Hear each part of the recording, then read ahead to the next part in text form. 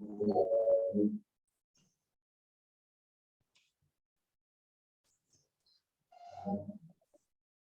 good morning. Hello. Good morning, sir. What shall we start? Yes, sir. 120 people.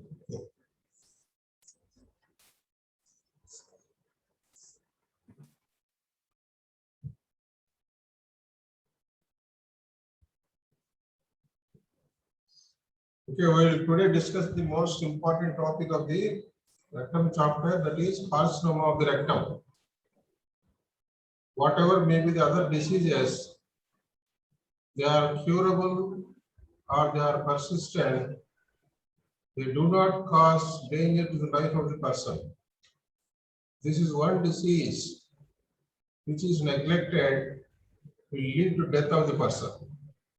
So carcinoma is the most dangerous condition which should be diagnosed very early and treated energetically to save the patient. So this is one of the common sites of the gastrointestinal tract which develops the carcinoma. And one theory that is proved beyond doubt is these carcinomas of the colon and rectum, CRC, carcinoma of the colorectal carcinoma, CRC means, begins as a benign adenoma most of the times.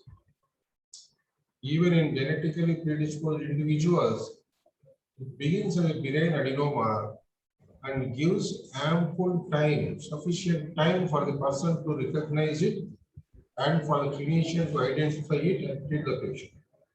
That's the one advantage it has got. It begins as adenoma, then turns after some time into carcinoma, which is called as adenoma carcinoma sequence. They occur in a sequence. Some of the carcinomas, they occur de novo. Straight away, they begin as carcinomas, and usually they present late at the advanced stage when we identify them. So the treatment is difficult, prognosis is difficult. But in this case, they persist for a long time as benign adenomas. If you can identify them at this stage and treat, you are likely to prevent the development of carcinoma. That is one advantage in this particular group of diseases.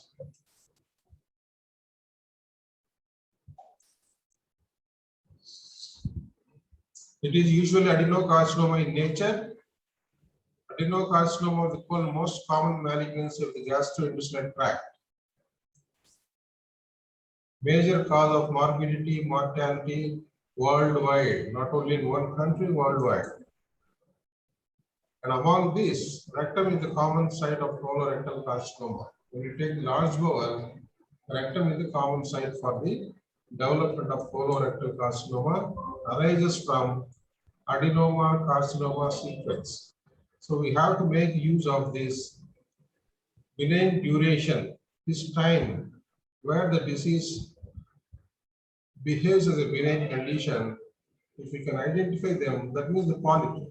If we can identify the polyp or screen the person by colonoscopy, when there is high risk in high risk patients, and take away the polyps, you are preventing the carcinoma. In 5% of people, multiple tumors are seen. The polyps are multiple, as we have discussed in the last class, and so the carcinoma also will be multiple. Synchronous carcinomas. Carcinomas at two sites or three sites occurring at the same time are called as synchronous carcinomas. Carcinoma developing at least 6 months after the treatment of one carcinoma is called as metachronous carcinoma. So 5% you can see synchronous carcinomas. It says the need of doing or examining the entire large bowel. Though you see a carcinoma in the rectum, you have to do the colonoscopy and examine the entire colon of the ileocecal junction because of the incidence of multiple polyps and multiple carcinomas. Morphologically, they are They present as ulcers or polypoid growths or infiltrative growths. Histologically, they are all same adenocarcinoma. Histologically, it is only adenocarcinoma. Morphologically, it can present as an ulcer or polypoid growth or infiltrative types. Coming to the risk factors, who are the people likely to develop this carcinoma of the rectum? And what are the etiological factors? Diet is the most important one, and obesity, obese people, smoking habits, lack of physical exercise, all these things are identified to be risk factors for development of carcinoma of the rectum. Age is also one of the risk factor, old age. 60% of the cases affecting patients 70 years or older. 60% of the people who are affected with rectal growths are above 70 years. Rectum is the most frequent site. 1/3 of the colorectal cancers, they occur in the rectum. Diet is very important. The low fiber diet, low diet fiber will sprout the cancer. A diet with low fiber, the stool stays longer in the colon and rectum. The bacteria make it fouler, putrefy the material, generating carcinogenic substances. These substances tickles or irritate the mucosa for a long time because this is a storage process. Storage organ, fecal matter containing lot of carcinogenic substances, irritant substances generated by the bacteria stays for a long time in the colon and rectum. They have got good time, sufficient time to irritate the mucosa and damage the cells, resulting in carcinoma development.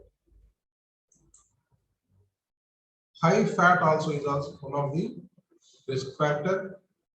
More fats will lead to more cholesterol and bile acid synthesis by the liver. These bile acids are converted to carcinogens by the colonic bacteria. Low fiber, high fats initiates the cancer, but high fiber, low fat protects the mucosa. And one more theory is these carcinomas are initiated by activation of the cyclooxygenase 2 enzyme. COX2 means cyclooxygenase enzyme, which is one cause for the inflammation. So the analgesics what we use today, recent type of analgesics, they are COX inhibitors, cyclooxygenase inhibitors to decrease inflammation. Here this cyclooxygenase develops prostaglandins from the arachidonic acid. So if you can suppress the cyclooxygenase 2, which generates prostacyclin 2, which leads to epithelial proliferation, you may prevent the development of the carcinoma. So this fact has been proved in the treatment of familial adenomatous polyposis. Yesterday we discussed number of thousands of polyps will be there, which may turn malignant. So the treatment for FAP is total proctocolectomy. In certain cases, if you preserve the rectal stump, so this has to be followed up regularly every 3 months or 6 months by proctoscopy. In such rectal stumps, it has been proved that the growth of this development of new polyps has been decreased by the use of these COX2 inhibitors for a long time. So you can use these drugs to inhibit the development of the carcinomas. Now the pathogenesis, how it develops.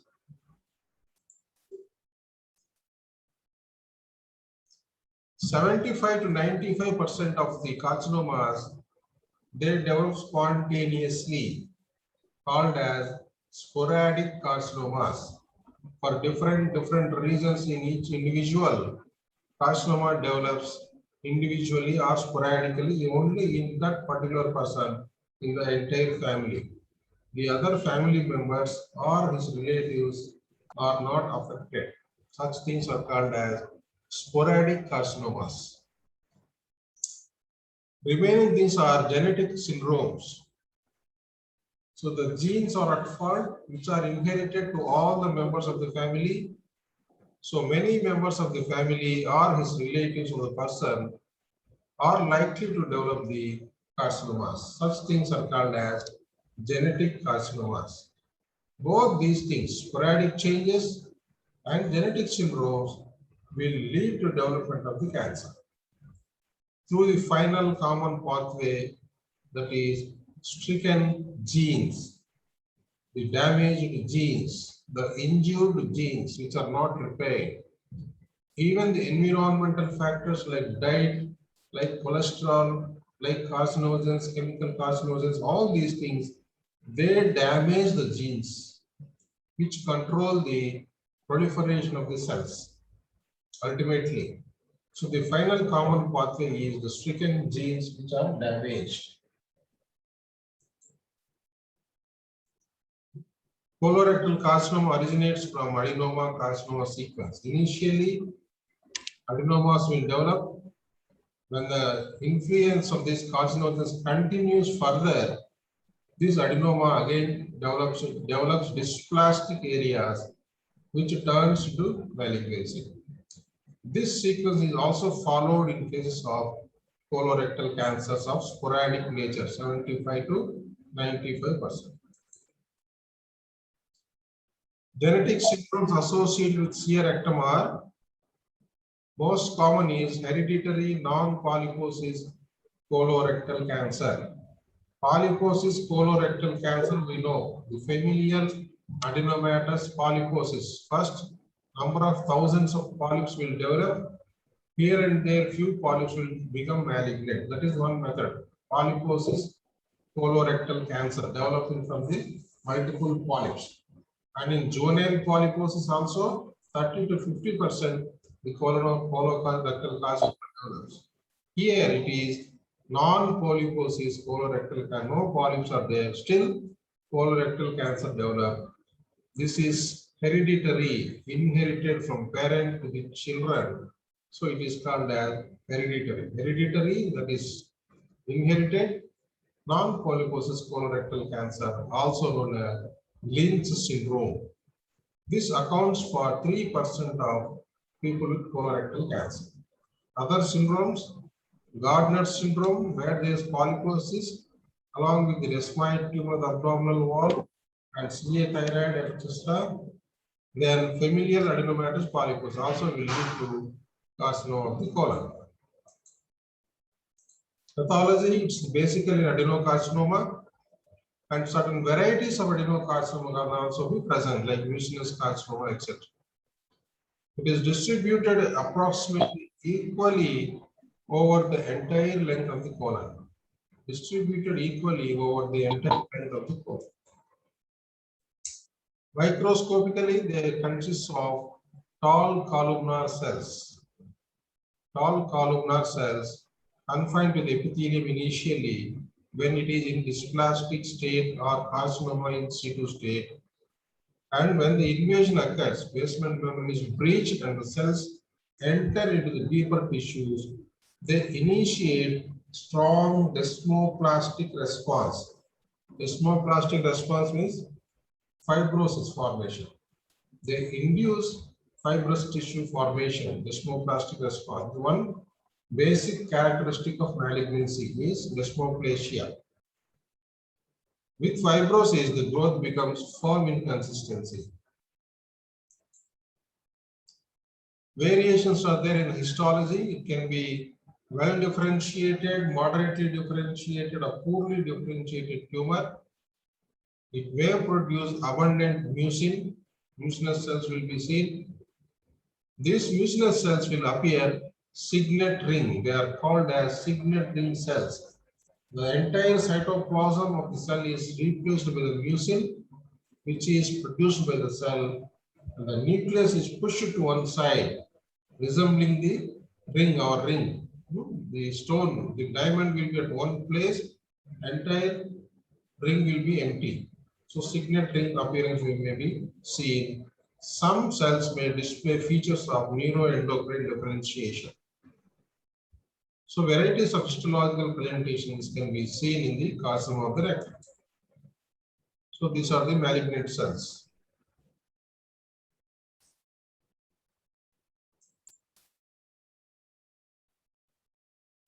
A poorly differentiated carcinomas. The gland formation is not good. These are the mucin containing cells. There is a lot of mucin in the cell, nucleus is pushed to one side, and the extruded mucus. Mucus came out of the cell, will get collected in certain places called as mucin pools.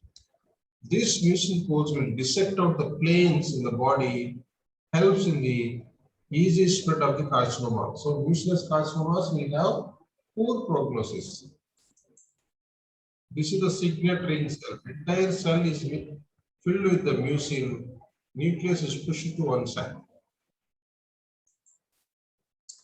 How this carcinoma of the rectum spreads? It has got local spread is the most important one. Initially, the growth spreads locally along the wall of the colon or the rectum. Next, lymphatic spread occurs. Lastly, the venous spread and peritoneal dissemination.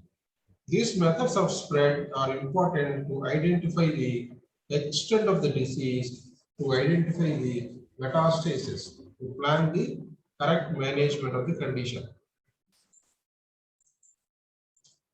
Local spread occurs in the wall of the rectum.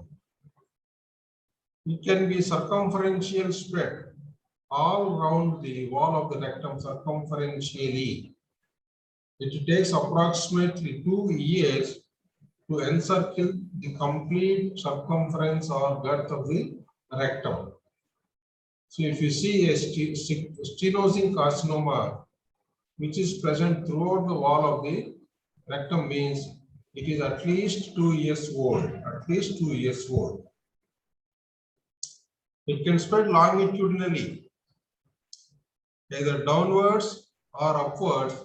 More commonly, this occurs upwards. Along the length of the colon, it can spread. It can grow radially. That means it can infiltrate into the thickness of the wall, layers of the wall. From the mucosa, it comes into submucosa, the circular muscle, the longitudinal muscle.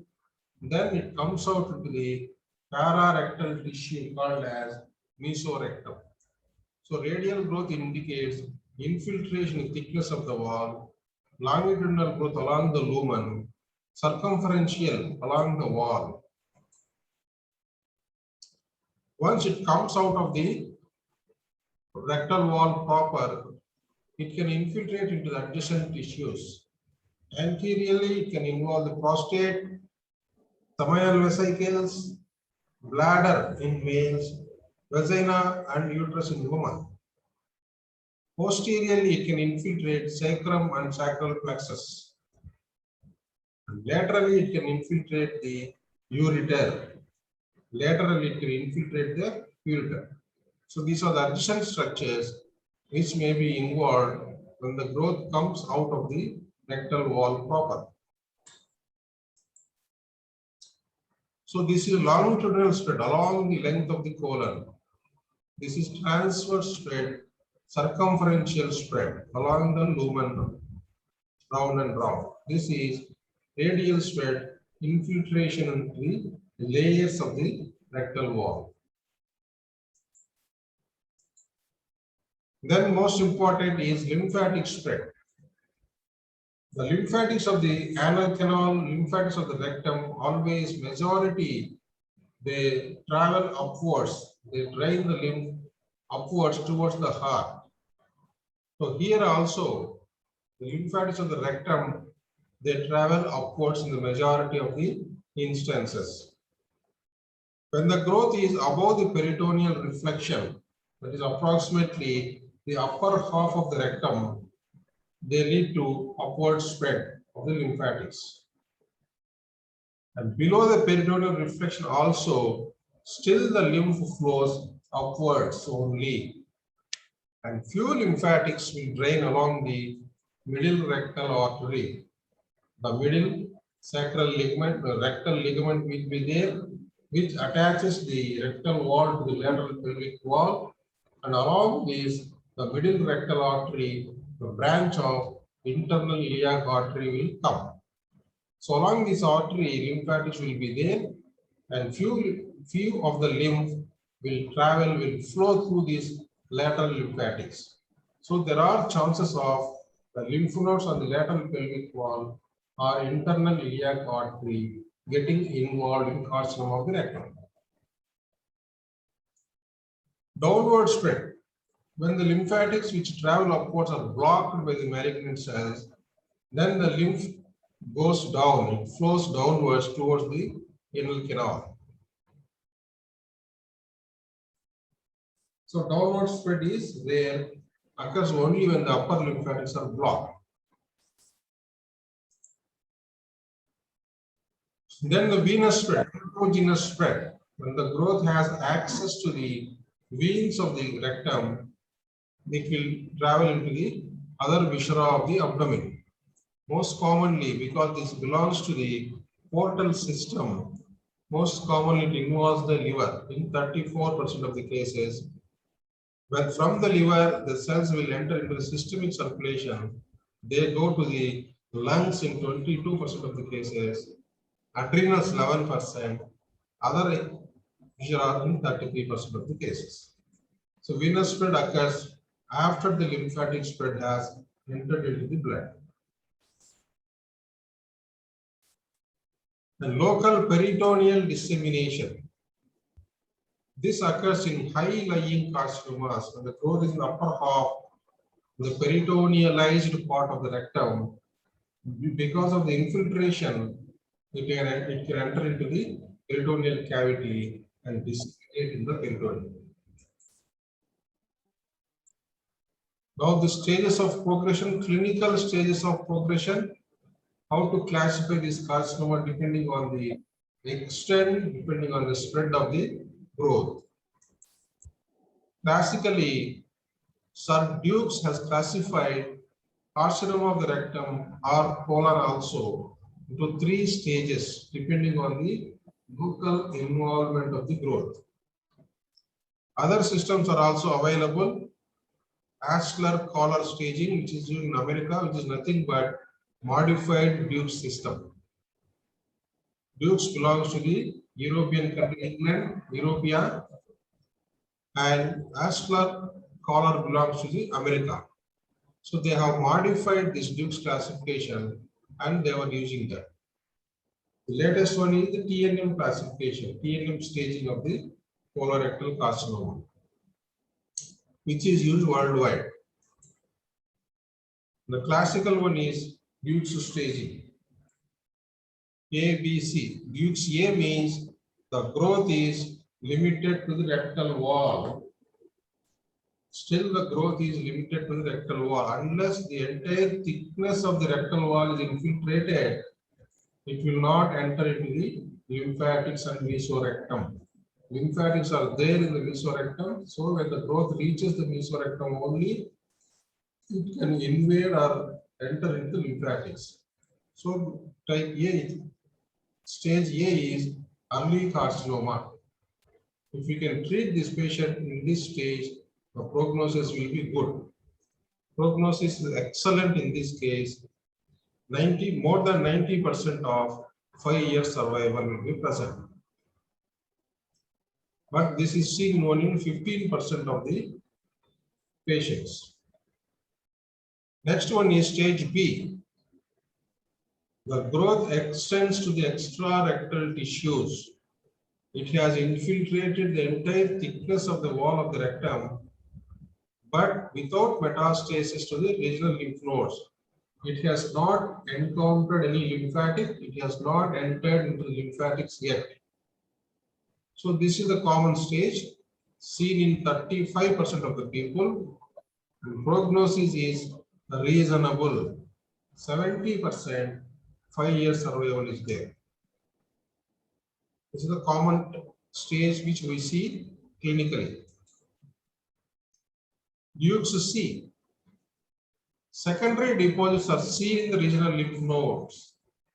So it has got access to the lymphatics. This is seen in 50% of the cases. It is again divided into C1, local pararectal lymph nodes allowed or seen. The lymph nodes of the colorectum are divided anatomically into paracolic, intermediate, and main group of lymph nodes. Paracolic means they are present on the wall of the colon.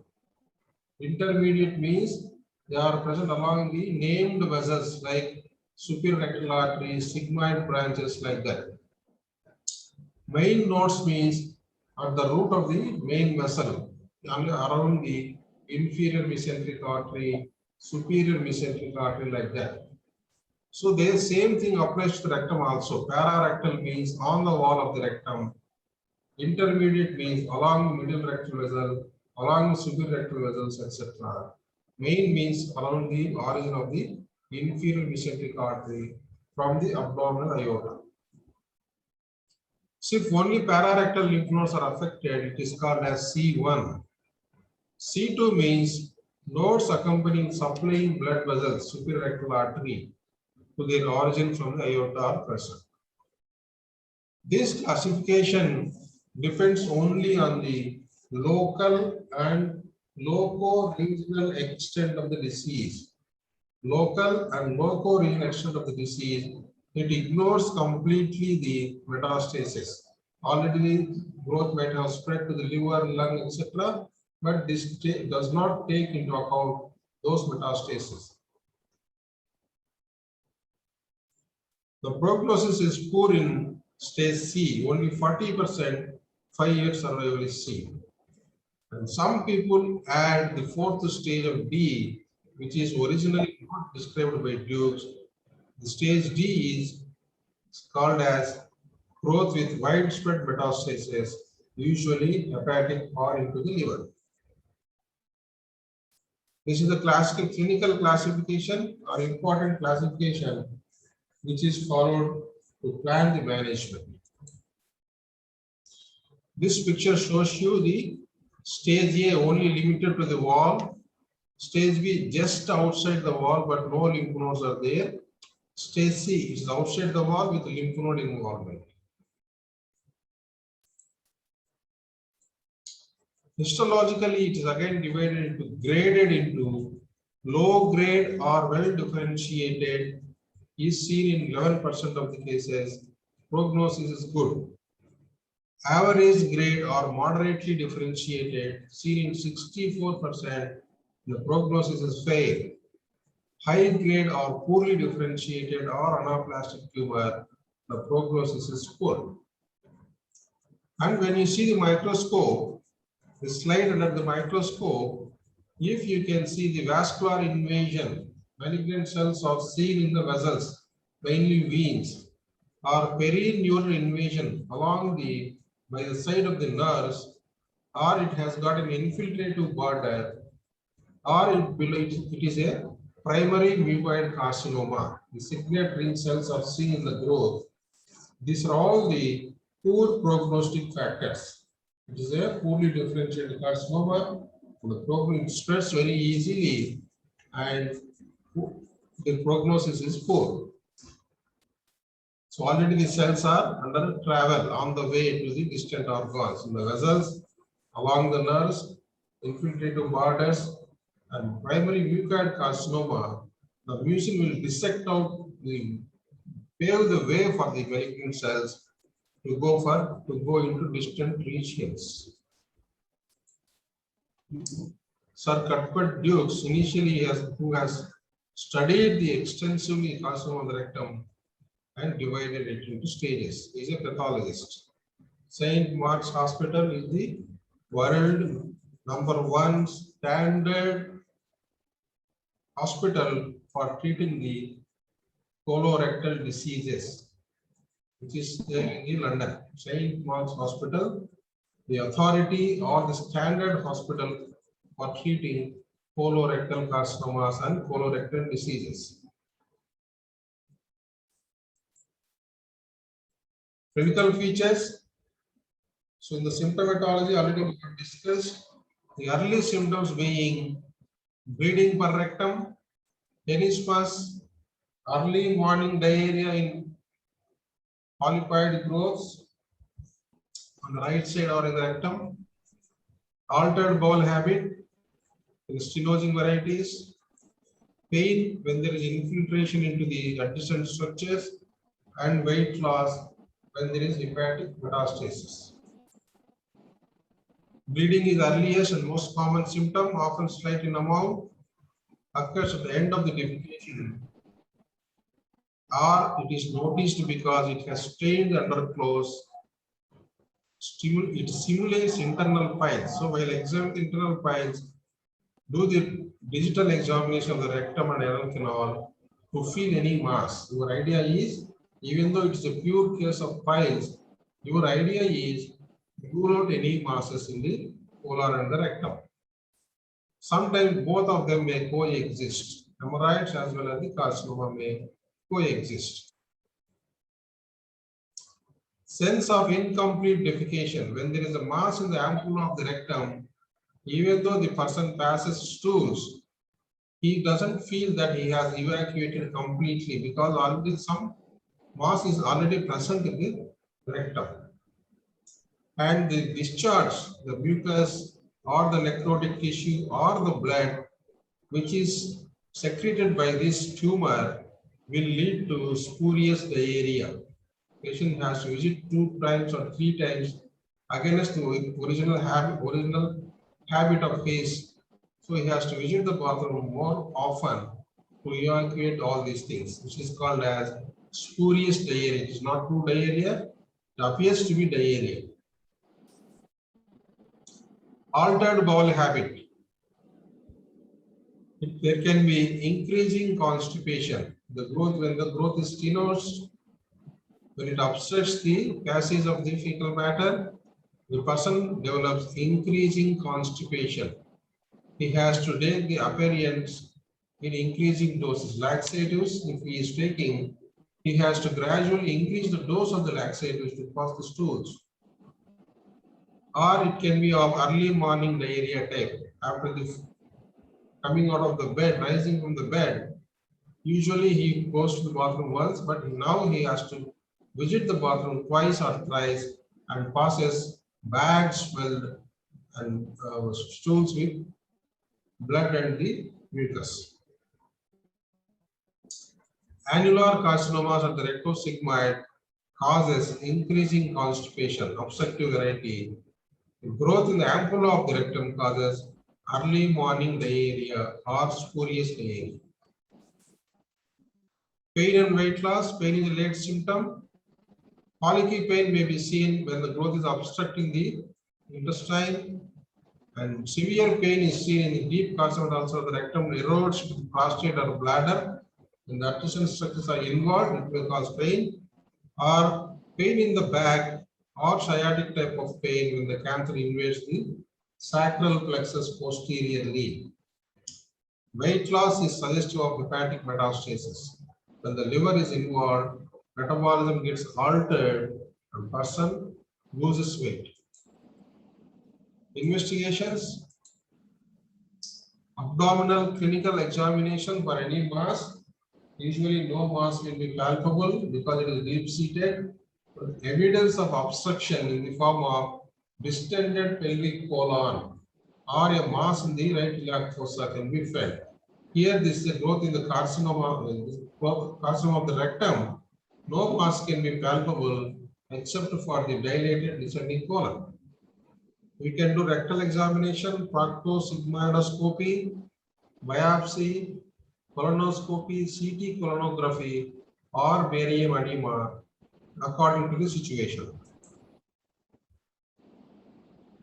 The staging investigations are CT scan of the abdomen and chest to search for the metastasis, chest X-ray and ultrasonogram of the abdomen, PET scan in distant metastasis where the nature of the nodule cannot be identified. We have to go for PET CT, MRI of the pelvis to know the local infiltration or extent of the disease, endoluminal ultrasonogram in early cases to know up to which stage, up to which layer the growth has infiltrated in depth. We have to go for the endoluminal ultrasonogram, and to know about the whether lymph nodes are enlarged or not, you can take the help of the endoluminal ultrasonogram. These are the advanced investigations. This is barium edema demonstrating apple core or napkin ring lesion caused by a constricting carcinoma. So here you can see the barium. Here you can see the barium. In the middle, there is an irregular, short, irregular constricting lesion. Short, irregular constricting lesion which resemble the apple core or the napkin ring. Here you can see a polypoid mass, a rounded mass, polypoid mass in the cecum.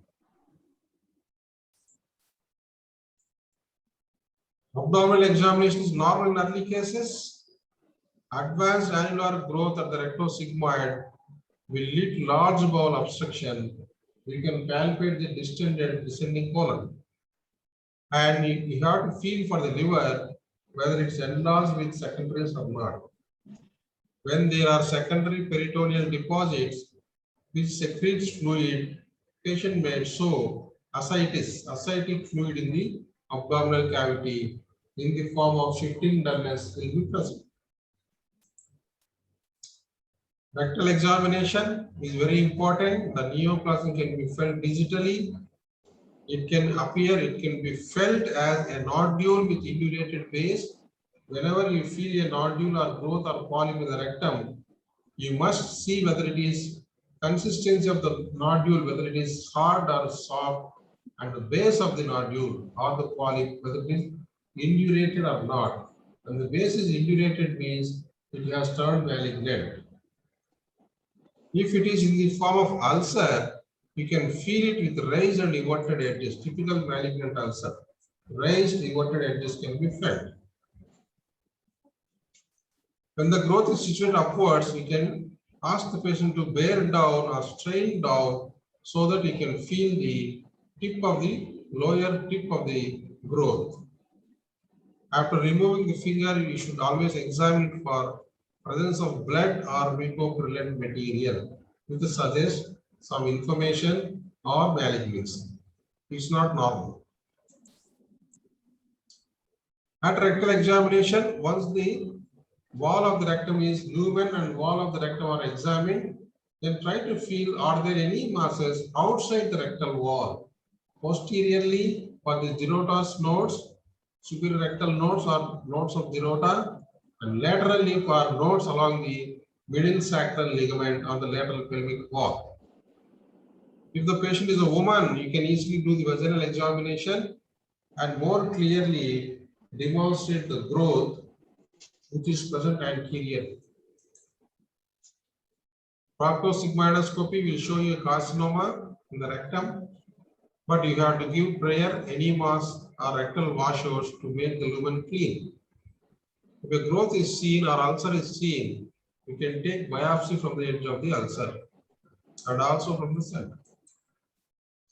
This is the instrument used to take the biopsy through the proctoscope. So you need a long instrument to traverse the entire length of the proctoscope and reach the lumen of the rectum. So this instrument can be used, punch biopsy. This is the punch. This will, the fenestration will take the growth, bit of the growth.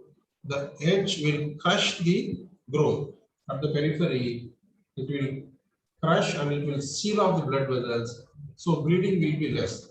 If you just cut the growth with knife, it will bleed a lot. So if you use the punch biopsy forceps, in the center, undamaged bit of tissue will be taken. In the periphery, the tissues are crushed to limit the bleeding. The vessels are crushed and sealed, which will decrease the bleeding. Then you have to go for, even though you diagnose carcinoma of the rectum, colonoscopy is a must to exclude synchronous carcinomas or synchronous adenomas or polyps present in the proximal part of the colon. So the detection of the carcinoma or polyps may alter the strategy of our treatment. Instead of local excision of the rectum, you may need to go for a total colectomy if there is multiple polyps or growths along the entire colon. If you see only one or two adenomas proximally, they can be snared out through the colonoscope. Or if a synchronous carcinoma is present, the strategy has to be changed. You may have to excise both the growths at the same time. If the colonoscopy is not possible because of the curvatures of the rectum alpha loops, you are not able to manipulate the colonoscope, or because of the constricting lesion, you are unable to pass the colonoscope proximally. In such cases, two options we have got. One is a CT colonography, also known as virtual colonoscopy. Without passing the colonoscope into the colon, you can get the picture, video picture of the colonoscopy. That is called as virtual colonoscopy. Patient is subjected to the CT scan of the abdomen, and the lumen within the air in the lumen of the colon is utilized as a contrast, and you can travel along the entire colon, lumen of the entire colon, and visualize the things inside. This is the technological advancement of this colonoscopy. If you do not have that, you can simply go for double contrast barium enema. Double contrast barium enema. The thin barium is given as enema and air is insufflated. The air will distend the colon and it will paint the thin barium onto the wall of the mucosa of the colon, so that the mucosal abnormalities are made clear. Double contrast barium enema can be performed. In view of high incidence of synchronous tumors, colonoscopy is always performed. Some method of visualizing or inspecting the proximal colon must be done. Colonoscopy or barium contrast or colonography, something has to be done before attempting surgery. Differential diagnosis: adenoma, inflammatory stricture, amoebic granuloma, endometrioma, carcinoid tumors, Sjogren's syndrome, strawberry tumors. All these things, they form a mass in the colon and form differential diagnosis of carcinoma. Treatment: excision is the mainstay of treatment. Whatever you do, you must remove the growth. Removal of the carcinomatous growth is the mainstay of treatment in any form. Depending on circumstance, availability of the machinery, all those things, you have to remove the growth somehow. Because extreme suffering is entailed if the growth remains there. Unless you remove the growth, patient will not have the good quality of life. Various surgical neoadjuvant adjuvant options are available for us. They are best delivered in multidisciplinary team. Before going for surgery, assess the fitness of the patient for operation and extent of the spread of the tumor. So decide the procedure depending on the extent of the tumor and fitness. If the person is not fit to undergo a major surgery, you may have to alter or decrease the treatment options. You have got surgery, radiotherapy, chemotherapy.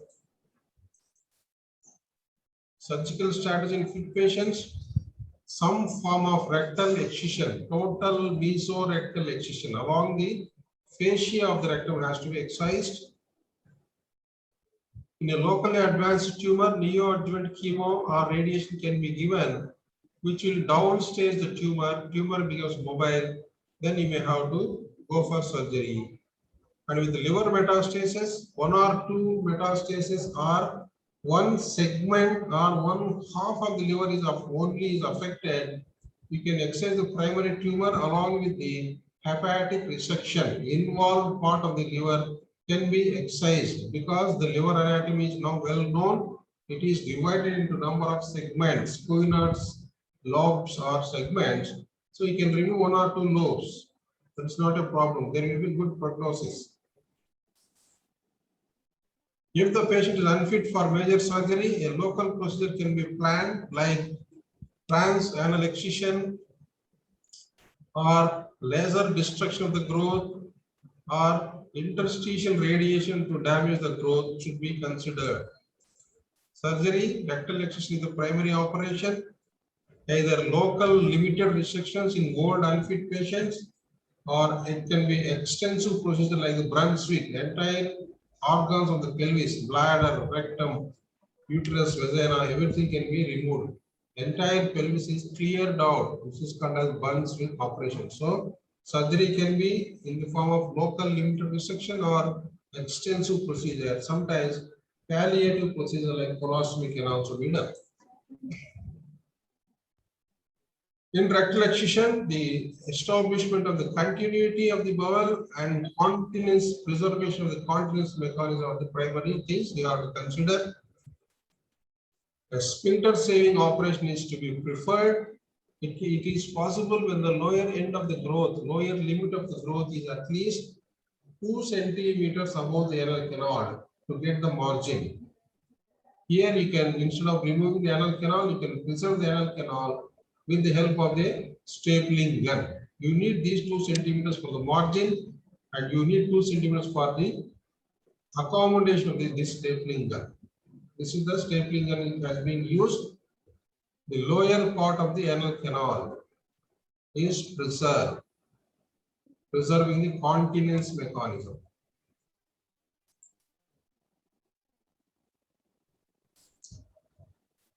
Rectal excision procedures available for us: high anterior resection. When the growth is in the upper half of the rectum, we can excise that part of the rectum and preserve the continuity. High anterior resection. Total mesorectal excision. The fascia of the rectum has to be removed along with the lymphatics and the nodes. The classical operation was abdominoperineal excision. The rectum and anal canal combinedly excised by approaching them through the abdomen for the rectum, through the perineum for the anal canal. 2 teams of surgeons work, one from above, one from below, mobilizing the rectum and anal canal and remove it through the lower wound, which is called as abdominoperineal resection, APR, the classical operation which was developed to take care of the anal growths and the rectal carcinomas. Because of the availability of the good chemotherapeutic agents and the technical feasibility because of the stapling guns, the abdominoperineal resection has fallen out of vogue. It is not followed that commonly nowadays. Now got good options. Total mesorectal excision means all the tissues surrounding the rectum containing the vessel, vein, lymphatic has to be excised. So this is the line where you should excise the rectum along with the surrounding rectal fascia. This is called as total mesorectal excision, which has been found to be associated with low recurrence rate, low local recurrence rate.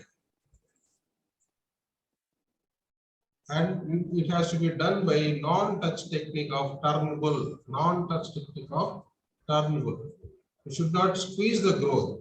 Nicely mobilize the rectum well away from the growth, taking away as much as possible the rectal fascia and removing. Abdominoperineal resection has been done in so many ways.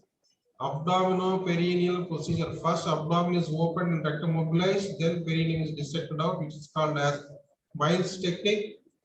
Perineo-abdominal procedure. First, it is mobilized below in the perineum, then abdomen is opened. This is Gabriel's technique. We use synchronized Lloyd-Davis technique. In our hospital, we follow this synchronized method. Two teams are there. One will be dissecting in the abdomen, another will be dissecting the perineum. When the entire specimen is mobilized, the rectum is transected and the specimen is delivered through the perineal wound by the surgeon who is working the perineum.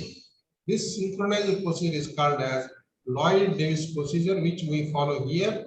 And this can also be done by laparoscopic APR. Laparoscopically, you can do the procedure nowadays. This is the perineal dissection. The levator ani muscle is being cut on either side of the rectum. This is the rectum. If in advanced cases, Hoffman's operation can be done. The lower end of the stump can be closed and left over, and growth is removed, and proximal end is brought out as the colostomy. When the chemotherapy, radiotherapy are over, when the patient is fit, then you can re-anastomose both ends. Limited dissections, we can do the total. Can remove the growth through the anus also.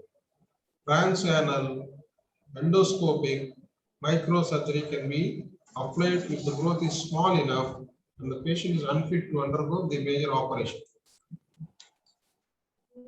This is the extremely dangerous operation, Brunswick's operation, where also called as pelvic exenteration. All the viscera of the pelvis are removed. A formidable operation. Entire thing will be removed. Uterus, bladder, rectum, ovaries, entire thing. Palliative procedure in inoperable growth. To establish the lumen, we can do endoluminal stenting. Place an endoluminal stent. Either endoscopically with fluoroscopic guidance can be given, which will relieve the obstruction and permit elective surgery to be undertaken later. When the patient is in intestinal obstruction, we pass the stent so that obstruction will be removed. Patient general condition improved, then you can plan for the major surgery.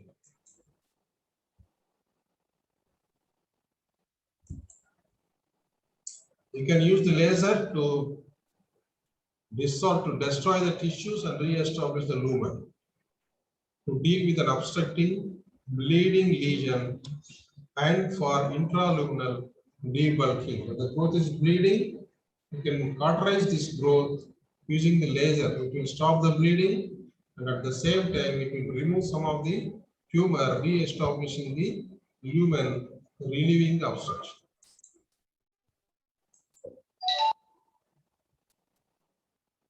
So, summary of the treatment: upper and middle third growths can be treated by anterior resection, preserving the sphincters. Lower third growths, if possible, sphincter saving anterior resection can be done. Not possible, abdominoperineal resection has to be done with permanent colostomy. High anterior resection is done for rectosigmoid growths. In all these things, total mesorectal excision must be observed for middle and lower third growths. Next part of the treatment is radiotherapy. You can give it pre-operatively as neoadjuvant therapy or post-operatively. You can use this radiotherapy. It can be given as a palliative radiation in inoperable growths. It can be given as intracavitary radiation. The source of the radiation is directly kept in the rectum and irradiate the growth. So many types of radiation are there. The total dose is 4,000 to 5,000 grays. GY means gray. Chemotherapy can be given as an adjuvant therapy, and for the treatment of disseminated disease, when metastases are there, inoperable metastases, we can go for chemotherapy. The drugs used, the primary drug is 5-fluorouracil. The drug which commonly acts on the adenocarcinoma, anywhere adenocarcinoma, the primary drug is 5-fluorouracil. The oral form is also there, the capacitabine. When it is absorbed, it gets converted into the 5-fluorouracil in the system. The 5-FU has to be given as an injection, intravenous, bolus, or intravenous infusion. 250 milligrams to 500 milligrams can be given. The chemotherapeutic injections should not be given intramuscular. They will lead to necrosis. Either orally tablets, or we can give them as intravenous injections. The newer drugs are irinotecan or cetuximab in disseminated diseases can be used. Cetuximab is monoclonal antibody. MAB last. This is the common word. We have all these drugs. Monoclonal antibodies. The local recurrence occurs in between 2 and 25% of people.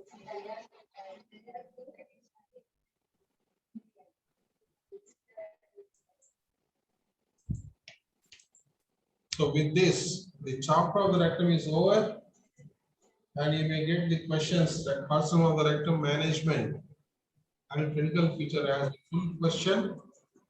The short note questions will be the polyps, rectal mucosa like that. And with this, we stop the class here, and thank you and all. Thank you.